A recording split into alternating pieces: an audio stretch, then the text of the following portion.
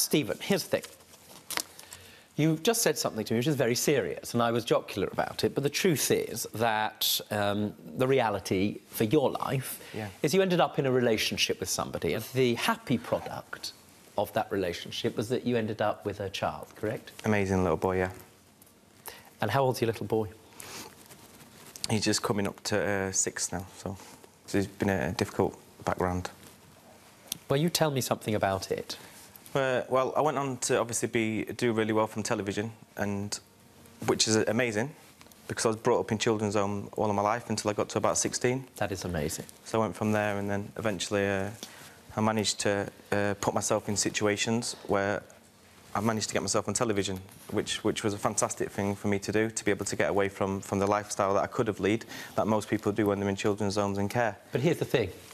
One of the things about being through that system is that nobody provides you the script, the emotional infrastructure, the what to do bit. Yeah.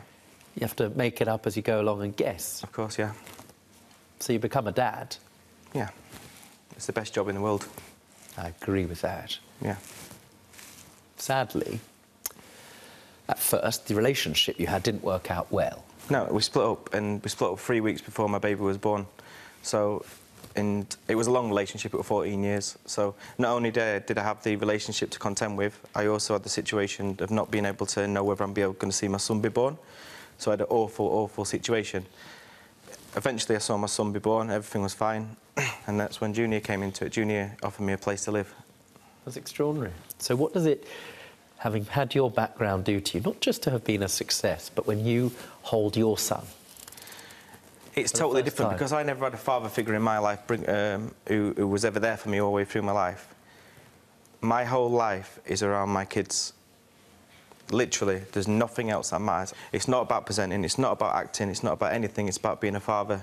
And my kids mean more to me than anything in the world. So when I look at them kids, all I think about is, I need to provide for you, I want you to be proud of me, and one day I want you to go into school and say, that's my dad. Stephen, sadly, I can't bring you into my court once a week, but if I could, I'd have you standing there and I'd record that. And I'd ensure that a number of fathers who are usually standing where you are hear what you have to say. Means the world, right? Yeah, everything.